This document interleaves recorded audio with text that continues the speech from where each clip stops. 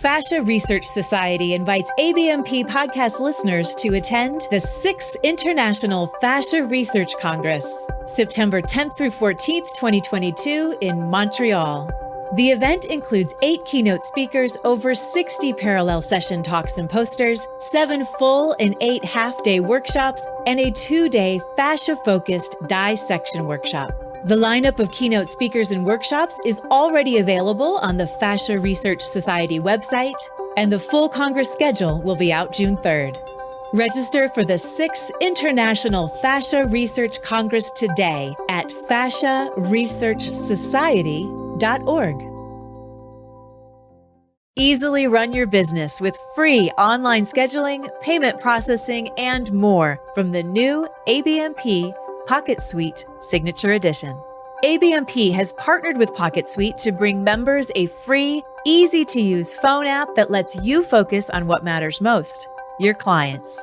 Businesses on Pocket Suite see an average 30% increase in earnings, and you can get set up in 15 minutes by choosing from curated, preloaded settings or customizing the app for your practice.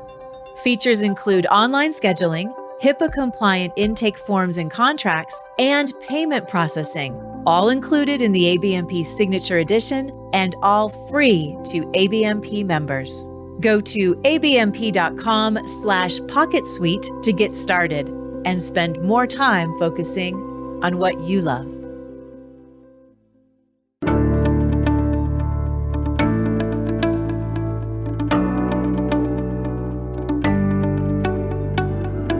I'm Darren Buford, and welcome to the ABMP Podcast, a podcast where we speak with the massage and bodywork profession. Listeners, you're in for a special treat today as we welcome in studio 3 wildly successful women in the massage and bodywork profession who have been practicing touch for more than 2 decades. We're excited to talk about how each of you came to massage, found inspiration through touch, and continued to craft that foundation and to branch into deeper and new directions.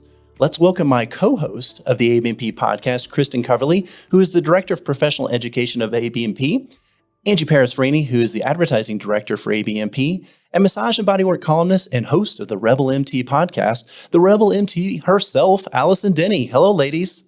Hello. Hello. Whoop, whoop. This is so exciting. We are excited to have each of you in the studio today. As I mentioned, this is so cool. As I mentioned at the beginning, we're excited to do this roundtable discussion today to talk about your success through and with massage as your basis, your foundation, yes, but as a vehicle through which you've expanded both your professional and personal lives. Our goal today, the different paths that massage and bodywork can take, and to provide a little bit of inspiration for others out there, listeners out there. But we can't do that without knowing a little bit about how the profession first spoke to you. So, Kristin, let me ask you this. Let's start with you. Was massage your first, second, third career? How did you find it? Was it immediate? Can you tell me a little bit about that? I started laughing internally as you were asking that question, Darren, because honestly, I am not sure. It was definitely not my first or second career. I came to massage when I was about 30. I had been doing other jobs. I was in the hospitality industry, working at Hilton hotels and sort of director levels. I was doing the whole corporate ladder climb, and I loved the customer service aspect of that. But my new boss had a copy of The Art of War in his office, and that was his philosophy, us against our guests. And I was like, well, time to say goodbye to that and move on to something else. And so I worked for a nonprofit Native American law firm for a while, and I started to really explore what I wanted to do. And I found reflexology, and I started taking reflexology courses, working towards that certification. And through that, I learned, yes, and more, please. So I wanted to work on the whole body and not work solely on feet and hands, which is so important, but I wanted more. And that's when I found massage therapy as my path. I was lucky enough to live in the Boulder area, so I was able to go to the Boulder College of Massage Therapy, which, fun fact, Allison Denney is also a graduate of the Boulder College of Massage Therapy. I know. So we have that great thing in common. We do. We totally do. I love that. When I found that out about you, I was like, another reason I love her. Same. So Allison, that same question to you. Okay, so I was living in Boulder, and I think a lot of people turn to massage because they get injured and kind of want to figure out their injury. And mine was more like I was doing the ultimate Boulder life. I was like triathlete, mega like workout 24/7 kind of person, and getting a lot of massages. And I was kind of like, I could do this. I could totally do this. And P.S. And by the way, the Boulder College of Massage Therapy is in my backyard. How could I not take advantage of this? So I went to school, and it ended up being, one of those things that fit so perfectly for me and my personality. I was like, I want to be my own boss. I want to learn about anatomy. I want to help people. And it fit all of those boxes. And I was just I was pretty enamored with it right away. And then I don't know. I mean, obviously the expansion from there is endless, but I started off thinking I was just going to use this as a stepping stone and going to go on to do like nursing or occupational therapy or something like that. And then I just found that, I don't know, the path that I was on was escalating and snowballing and all the words that you want to put towards that. And I couldn't stop. So here I am. Angie, tell us about your path. Mine was similar but different. I was working in global logistics, so I did that right out of college. I had transferred to 3 different locations, 3 different cities with that company, and those hours were really long. They were 14-hour days, 6 days a week. I would be on a phone call at 3 a.m. with their Hong Kong office, having to yell at somebody to get some freight out the door so somebody could get something on the shelf. And I would just sit there thinking, surely I was put on this planet to do something other than moving freight around the world so people can buy things. We had a massage therapist who would come in once a month and give us chair massage. And the very first time I got that chair massage, I was like, oh my God, I can think, I can breathe. I'm like, what is happening here? Like, I felt this physiological change in just 15 minutes. I was like, whoa, I want more of that. So when I was in that quandary of what purpose do I have other than moving freight around the world, I started to think about what are the things that I enjoy. Like, there was something about me working with hands where I could get into sort of a meditative flow with that. That resonated with me. To your point, Allison, wanting to be my own boss, because I was running my own department and I was working off of my own P&L and things like that. So I knew that I had the business skills, to do that, but I needed to have more purpose behind it. So then I went to massage school. So I added that on top of these really long hours. And I thought, oh my God, what am I doing to myself? But then when I got through school, like every time I was in school, I was like, oh my gosh, like we would have fun, we would laugh. Like this is what it means to be alive. And then when I got out of it, I was like, okay, there's no way I'm going to be able to do this if I don't create the space and put myself in that place to actually become this thing that I want to be, right? And so it was so scary to leave the whole corporate world. I had all of these benefits, great pay, all of this. But then I had to join ABMP to get liability insurance. And when I was getting the materials, I was like, there's something about the way they present themselves that spoke to me. It spoke to the part of business that resonated with me. And so not even knowing if there was a position open, I just sent in a resume for kicks just to see what would happen. Within 4 days, I got a call back to come in for an interview. I was like, okie doke. And it felt like this huge leap of faith to walk away from this other corporate world. And what am I doing? How am I going to blend this, in a way that makes me feel like I can succeed? And so I too thought, okay, I'm going to take this leap of faith. This is just going to be a stepping stone. We'll see where this thing takes me. My goal was only to be working for ABMP for 1 to 2 years till I got my whole practice going. And Angie, how long have you been working for ABMP? I hit 20 years, April Fool's Day. So That's awesome. But that was when I realized, I like this balance where I could come to ABMP. I was with a collaborative, fun group. I could still work with the business mind of things. And then when I needed a break from that, I just wanted to be in that meditative space where I was just working one-on-one with the client and being in that healing space. I could have that. So I had that really nice blend, that really nice balance. And that's what took me 20 years into this thing. And so, yeah, there's all kinds of other journeys. Did any of you have detractors when you made the leap? People were discouraging to you or were not encouraging about your decision? I had an interesting mix. Some of the people in my life didn't quite understand the value or the professionalism level of massage. And then my brother and sister-in-law are both physical therapists. So there was a little bit of like, oh, we're still a little better attitude, right? Because they have more schooling and more training. So yeah, it was interesting. But they did understand and embrace the idea of helping people in their physical bodies. So that was helpful. Yeah, I think it was a little similar for me. There's just a little bit of like, okay, this is fun for a little bit, but what's next? But I don't know. Again, you just never know in life, and I think it's just, I don't know. I don't know that I have a really solid thought to put into this, but I feel like not really. What did you call them? Detractors? Yeah, people who weren't encouraging to you. Yeah, not really that. Just a little bit of doubt, a little bit of doubters, and I feel like that speaks to my spirit, because if anybody doubts me, I'm like, I'll like challenge accepted, and I will show you wrong, and I will prove you wrong, and I feel like that's kind of exactly where I've ended up. I just somehow I feel like we're sitting in a room full of people who have that same mentality. Exactly, and that's why everybody's And I successful. wonder how your business name is Rebel Massage. There seems to be something there. I'm not sure. Yeah, exactly. Angie, how about you? I actually had those corporate executives thinking it was a cute little hobby that I was going to do. And they're like, oh, you'll be back, because they thought I was going to be a lifer there for sure. And then I'm sitting there in the back of my head like, I don't think you know what I'm going to try to do with this whole thing. In my personal life, everybody was just like, yeah, sign me up. I game on. Let's do it. Like, I need some help here. So I actually had a lot of encouragement on a personal level. And now after school, did everybody start practicing full time?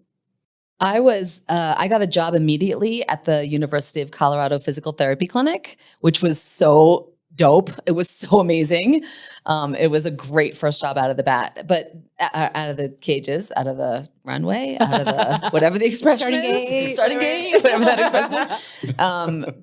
I was doing a private practice as well. So there was like, I had the mix. And I think that's half of why we love this. I think there's that balance of, we are all multifaceted humans, and to be able to do multiple things and not be so confined to one goal, one drive, helps us to feel like we have a purpose. And I think I've always kind of done that. It's like private practice plus doing something here, plus doing something else there. And I don't know, I think that's a fun aspect of what we do. Absolutely. And right out of school, you have to see what you like and what works. So same, I was working for the Boulder Community Hospital. I was working for a private massage clinic. I had a private practice in my home. I had a private practice in a rented space. And then I also started working for BCMT right away as well, and started my teaching journey there. So absolutely. What a fun mix. And then over time, it settles out to, oh, these are the nuggets I love, and these are the paths I'm going to really devote my energy and attention to. Yeah. And for me, I was doing the dabbling thing too, where it was just like, where do I fit in? What speaks to me? Chair massage was actually a big thing for me in the beginning. Me too. Love it. Chair massage resonated with me in massage school. It was like, that is your business card. That's how you're going to get people to get a sample of your services. And that's what will help drive the business to you. So I worked with a chiropractor part-time. We had a really nice setup where, I only had to pay rent as I used the space. So that was really nice. So I had some little angels along the way to help me always set it up to where I was guaranteed some kind of a profit out of the deal. And then that same friend who was giving us chair massage at that corporate place that I was working at, he also helped connect me then to 2 other corporations. And that's where I was doing chair massage. I was doing it for Blue Cross Blue Shield. And then also for Pinnacle Assurance, to do the workers' compensation insurance. So insurance kind of has been a thing in my life, I guess, if I think about it right now. I did chair massage at insurance, and I did it here even at ABMP as well. So because both of you did chair massage, Kristin and Angie, like, what was that leap like to introduce are you talking about, were you doing it in a public spaces? Angie, you mentioned you made a leap. Like, what was that like to extend yourself out and to present yourself? I mean, that was pretty early in your career, right? It was. So there was a difference in the chair massage setting too. Like there was times where I would go to a hockey game. And so that was more of a public display, I guess, of chair massage, where the other ones, when I was in the insurance setting, that was more of a private one-on-one kind of a thing. Either way, it gave you an opportunity to really educate about the benefits of massage, because I feel like 20 years ago, the job was on us to educate the public about the benefits of massage. I feel like right now today, there's so much research, there's so much science backing up the importance and the benefits of what we do. Whereas I felt 2 decades ago, it was on us to really take on that educational component. So I really felt like that was a tool, that was a vehicle to help do that.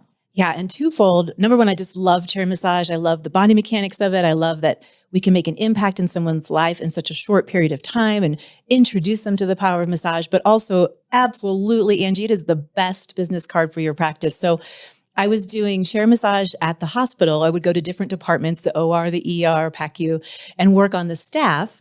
And then I rented a space just a block away from the hospital where I had my table practice. So then I could, say, oh, if you'd like a full session, I'm just right here. And so that was a beautiful marriage. And then 2 of my VCMT friends and I'm laughing because we made a little error here. We started a little company to do chair massage at different events and companies and wellness fairs, but we called ourselves 3chairs.com, which of course everyone thought was .com, and then they couldn't find us online. So that was a little error, a little naming error there. Lesson learned. But it was really fun because I got to be with my friends, and with 3 of us, we could go to the big events and we could really manage hundreds of people, thousands of people at an event. So it was super fun, and you got to go meet new people, make new contacts, go to small businesses, big things. So that'll end my PSA for chair massage. It's genius, though. That was genius. And I feel like I want to speak to there's like an overriding theme that I have to address, and that is like taking the leap or jumping off the cliff. And I think that, when we do that, I think we, as speaking to the part of, I think, most of us who really do want to be our own boss and have that autonomy, which is such a beautiful thing. It is equally as scary to kind of take ownership of your own future, and being able to go, I'm going to take a leap, and I'm going to leave the corporate world like Angie did, or I'm going to start this little endeavor with my friends like Kristin did. I think that you do make mistakes. And I think that the fear of taking that leap can sometimes block people, whereas I feel like it is ultimately the thing you want to do. You want to make the mistake. You want to take that leap and figure out what .com doesn't really necessarily work. .com, Allison. .com. I tried to say that. I don't know. .com. But you have to be willing to suck. Like you have to be willing to fail. Absolutely. And move on from it. Part of the learning process, embrace it, and just know that it's there to teach you something, and be curious about that. What is it teaching me? Yeah. There is no doubt in my head that I would not be where I am if I did not leap and just dive into all of that fear and I've made so many mistakes. I've had a whole YouTube channel that I trashed completely before I have the one I have now. I mean, you just don't know until you try. And I think if there's anything that I want anybody to get out of this podcast, you just don't know until you try. So take the leap. Let's take a short break to hear a word from our sponsors. Anatomy Trains is delighted to invite you to our in-person fascial dissection workshop, May 30th through June 3rd, 2022. We're excited to be back in the lab with Anatomy Trains author Tom Myers and master dissector Todd Garcia in Todd's Laboratory of Anatomical Enlightenment in Boulder, Colorado. Join students from around the world and from all types of manual, movement, and fitness professions to explore the real human form, not the images you get from books. Visit anatomytrains.com for details. Now let's get back to the podcast. This is a perfect transition because I totally believe in what you're talking about your leap of faith, and you guys were really brave, each of you, in doing what you did. But another thing that you're not talking about that I believe all of you have in common is curiosity, absolute curiosity. So I want you to take our listeners how the curiosity and that leap of faith took you through those different paths. Talk about those paths that you started with massage, you started with hands-on work, and you've expanded in all these different directions. And I know to this day you continue to do those. So Allison, let's start with you on that one. Oh, there's no pressure. I kind of feel like curiosity goes hand in hand with critical thinking. So there's this idea of, when you're interested in something and you become curious about it, when we start to learn about that thing, it's very easy to fall into a space of they know, like wherever I'm learning this from, the people that are teaching it know, and I'm going to receive this information, and that's what it is. And you accept it for what it is. But I think where curiosity really comes in and plays a major role into what anybody can do with their own future is a little bit like, okay, I'm going to dive in and learn about this thing, but I'm going to look at it in a way of, what am I learning that I might do differently? What am I learning that doesn't quite work for me? What am I doing? Or how, if I were in their shoes, how would I present? How would I move forward? What is it that I want differently? What is it that I'm receiving about this that is maybe working or not working? And I think that when you tie curiosity and critical thinking hand in hand, that's when movement forward happens and change becomes something that is graspable and attainable and not just scary and overwhelming.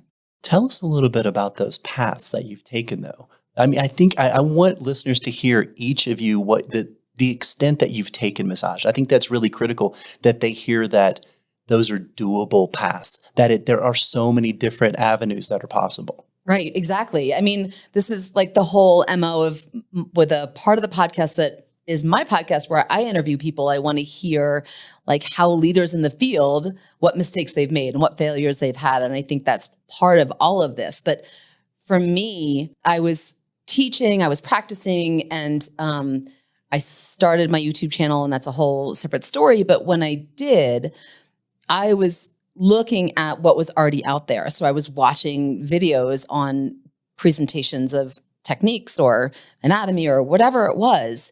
And I just kept having thoughts of like, okay, I want to know more about this, but I'm not getting it. And I want to get more of that. So like if I were to do it, what would that look like? And instead of just maybe hyper analyzing it and criticizing what somebody else did, I just was like, well, I'm going to then do it and just see where it lands. And, long story short, I have a YouTube channel. It landed right there. YouTube.com. Right. But I think that it just becomes, for me, I think that when we look at somebody else do something, there's an immediate separation of it. And we think kind of either they're doing it wrong or they're doing it so good I can't compare. And I think those two things come into play. And then we feel imposter syndrome. We feel like, how could I do that? I'm not smart enough. I'm not quippy enough. Whatever it is. And I think that none of that is really true. I think the only reality is that we live in a world with a bunch of other humans and we just got to be ourselves. And so like for me to look at what was out there that maybe wasn't working for me, and I just decided, this is what I want to do. This is what I want to see. Like maybe there's somebody else who's like me and that would be great. And that's how community forms and that's how movement happens. Like to me, it's just kind of all about trying again, curiosity combined with critical thinking and then just diving in and seeing what works. And then, and what I think I'm gathering from you too, Allison, that I can identify with is a curiosity of my own personal growth and learning how to explore that place of vulnerability and using that as a tool of empowerment. For me, I am obsessed over comedians. I find they have got the most beautiful, like healing art ever. And they teach me about taking the crap in your life and making gold out of it and turning it into a skill and an art, that's out there to help heal the world and to help shape that. So for me, a lot of my journey, I feel like, has been my own personal growth. And now how do I share that with others?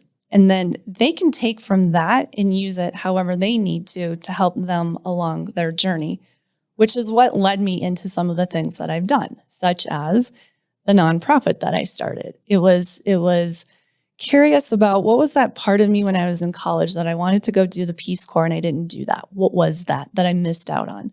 Let me go out into the world. I have no idea what I'm doing. Who the heck do I think I am? Who can go into a completely different culture, different language, all this stuff, and share something, you know? And even when I was in it, I was just like, I think I failed. I don't think I did anything here. But then I walked away and I'm like, oh, okay, it was that thing. Wasn't what I expected going in, how I thought I was going to change the world. It came out in a different way. But if you can allow yourself to let whatever it is that needs to unfold, and just being in that space, I think that takes you down a beautiful path that you wouldn't have imagined otherwise. But you have to be open, you know, to doing that. I don't know. There's other things. But Yeah. Well, I mean, we're all like nodding our heads. I think Yes, that's like absolutely. 100%. I've been quietly trying not to interrupt you by saying yes. And who do you think you are? You're Angie Parris-Raney. That's who you are. Because that's how listeners, please, as you have your earbuds in, wherever you're listening to this podcast, know that you too can let your curiosity bloom into something new and wonderful in your life. I have always been so curious and interested about the learning process, about helping others get sparks and grow. And when I found massage therapy, I was like, this is what I'm meant to do with that education passion. So for me, it's been curiosity about learning and education paths. And now I get to do it for ABMP and do that for people all over the globe, which is amazing. But I had to be curious enough to keep following that spark and following that path. And I'm going to say this because I could easily repeat every single word Allison said and every single word Angie said. So I'll bring it in a slightly different direction. Those who know me know I love a spreadsheet and I love some structure.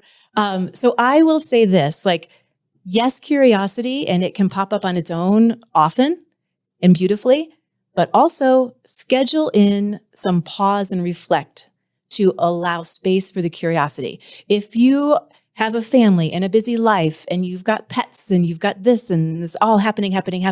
Life is going, as Ferris Bueller say, life is going fast or life moves quickly or whatever the exact phrase is. And if you don't stop and pause for a while, it's going to pass you by. So pause and give yourself some space and time to reflect and let those curiosity bubbles come to the surface. And then you can move forward. But otherwise you might miss them and they'd stay buried for years. it's just like when my analogy in life, I guess, for me, living in Colorado is the mountains. The mountains, nature teaches me something, right? So it's like, here's this big dream. Here's this big thing you're trying to achieve. How do you do it? One step at a time. Mm-hmm. When I hit the pinnacle of the peak and then I come back down and I look back up, I'm like, holy crap, I just did that. And how did I do that? I did it one step at a time. You do have to take that time when you're on the path of hiking the mountain, coming down from the mountain, whatever it is, to just stop, pause, take a look at the view and acknowledge. I think for me, one of the things that I'm at right now in my own personal growth journey is I'm in this place of, we always are looking for outward validation and affirmation for what we do. And when I'm realizing that has to come from within me, Mm-hmm. I have the power to tell myself, like, no, girl, you did that. You have to stop and you have to take a look at, oh my God, I did that. Like, you can get so caught up in what you're doing. It's not enough. It's not enough. I got to do this. I got to do that. And you have that little loop in your head going on and on and on. And it's like, let's take a beat. Let's take a pause, a breath, and acknowledge, like, okay, I did that. That's cool. Like, yay me. And then move on. 100%. One of the things that connects all of you that we haven't really totally connected on yet or talked about yet is you took all of this training, you did hands-on work, you took all these different paths, but in reality, what I see all of you are as educators. You're all teachers in some way, shape, or form, and you continue to do that. Was that instrumental? I know, Kristin, that was instrumental, and that's something that you'd love to talk. Tell us a little bit about that, because I see all of you as like, ultimately, you're just continuing to give back in all these different forms, and it can be massage or it can be massage tangential at the same time. But not just the three of us here in this room. Every single person who is living this life, or especially who has a massage practice, bodywork practice, you are educating. It is part of everything you do. And so coming back to that curiosity, if you remain curious and you're learning new things, you are just naturally bringing that into your work with the clients. My new thing I'm learning is mindfulness-based stress reduction. So I'm going to bring those tools and tips into my work with my clients. So whether you have the, term education or teacher on your, business card or not, it's official language, you are doing it and it's all part of it. And what I love about our 3 stories is we all do it in different ways, just like everyone who's listening does it in a slightly different way. Yeah. I mean, I think that you went exactly to the point. There's no part in life that is not educational or a chance to be educating. And I think that's just part and parcel to the whole experience that we live. And I think that one of the things that I feel like, when both of you, Angie and Kristin, were talking about having to pause or wanting to pause and the importance of that, what's really funny is that my brain was like, no, I don't pause. Like there's no pausing. And not because I don't think it's important. Like there is 1,000,000% I'm in agreement with that. But I find that when I pause, I spin, my head spins. And what I find works for me is continue to absorb. Like my version of meditation is to put a podcast on and go for a walk. And I'm like, I'm doing, and I'm absorbing, and I'm listening to maybe the way that the interviewer is talking to the interviewee, or maybe the way that the content is landing, or maybe the way that their tone is inflecting. Like with the comedians, I'm obsessed with comedians and how they do it. And so I feel like that's my version of meditating and moving forward, because for me, that helps me to, I'm not the, what did you call it? The mindfulness. The Excel spreadsheet. Like, spreadsheet lover. I am not spreadsheets.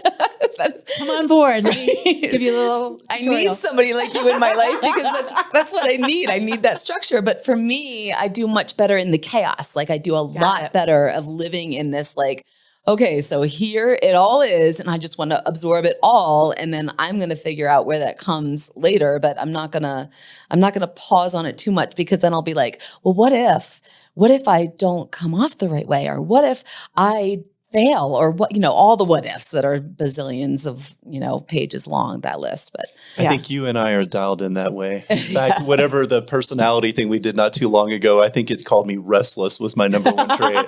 Yes, 100%. So I hear what you're saying over there. And we've got Angie meditating over here. Right. Well, I think for me, I learned that what I started realizing is that chaos was almost overtaking me to where I wasn't getting anything constructive out of it.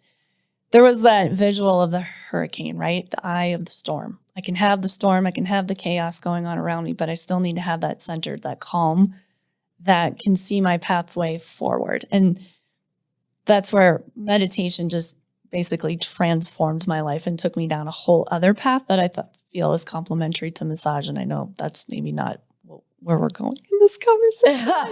It's all intertwined. Yes. But I think that speaks to the point. Like, I think that everybody has their own thing that works for them. And that is the bottom line. Like it is the whole kind of, when we work on somebody, when we get our hands on somebody and we realize that maybe what our thing that we thought we were going to do needs to pivot because it's not working for them, or it worked for a different client, or it worked for them in a different session and it's not working now. Like, it is just the bottom line truth that everybody has a different path. And then if you don't find your own path, that's the failure. That's the mistake. But you have to be able to listen to your own voice. You have to be able to understand where your curiosity ties in with your critical thinking, and you can go, that works for me, that doesn't work for me, and I'm okay with that. Yes, and be inspired by others, but don't try to mimic others and become them. Yeah. Find your own beautiful way forward.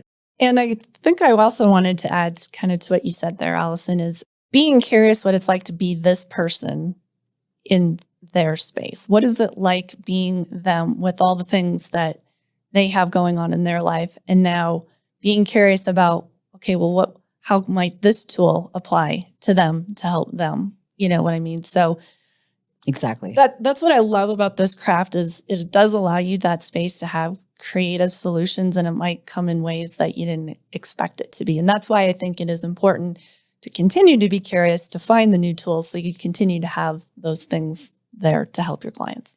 Yeah, I'm just going to put a little side note in. Allison, I am available as a spreadsheet consultant for a small fee. Anytime. Done. Reach out. I was signed up. No, not an issue. And believe it or not, we're coming to the close of the podcast. No. It's unbelievable how fast the time goes by. Yes. So I need one final thought from each of you. What's inspiring you right now? I realized that I was not, if you think about your life wheel, right, and all the different areas of your life, the different segments, my creativity segment had some dust on it. I really needed to put some more energy into that. So I recently started learning how to do watercolor paintings and combine that with line drawing. And so that, just even getting that going in my personal life has sparked juice in all the other areas of my life. So I'd encourage you, examine sort of your whole life picture and see what areas need a little bit more of your energy and attention, because it'll bring everything up a level.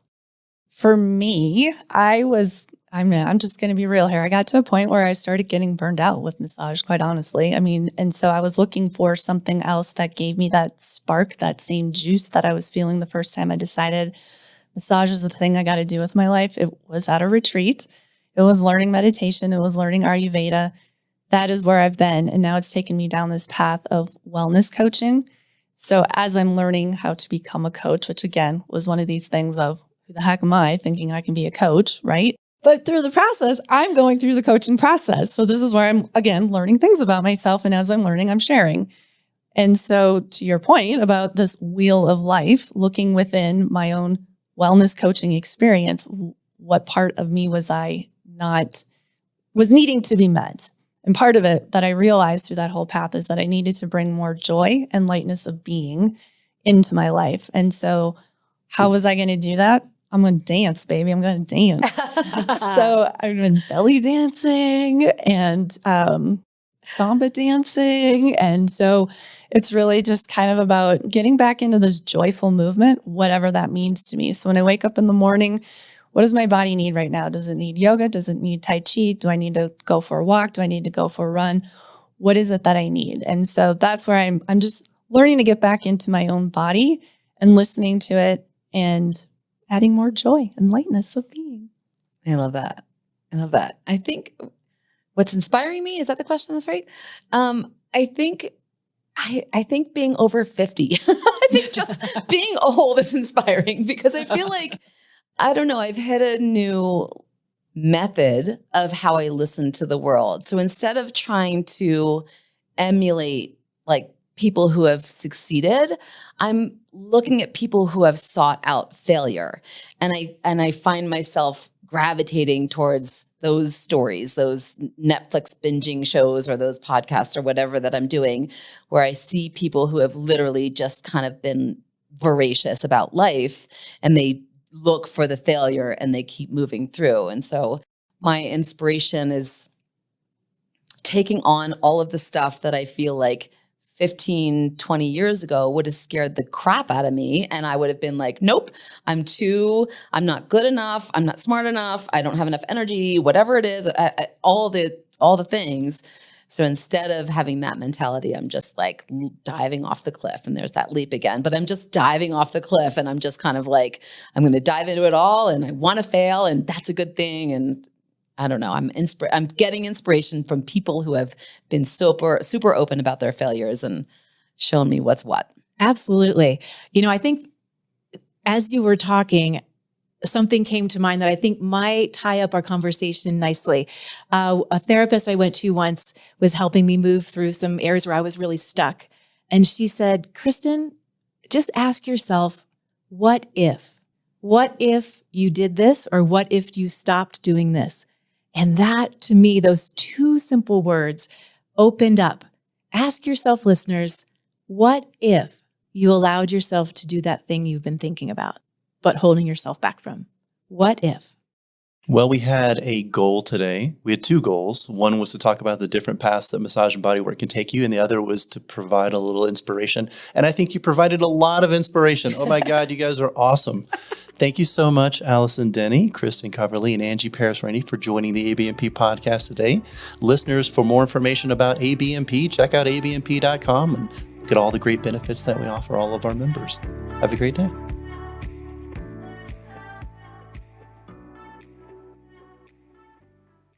Members are loving ABMP 5-Minute Muscles and ABMP Pocket Pathology, 2 quick reference web apps included with ABMP membership. ABMP 5-Minute Muscles delivers muscle-specific palpation and technique videos, plus origins, insertions, and actions for the 83 muscles most commonly addressed by bodyworkers. ABMP Pocket Pathology, created in conjunction with Ruth Werner, puts key information for nearly 200 common pathologies at your fingertips and provides the knowledge you need to help you make informed treatment decisions. Start learning today. ABMP members log in at abmp.com and look for the links in the Featured Benefits section of your member homepage. Not a member? Learn about these exciting member benefits at abmp.com.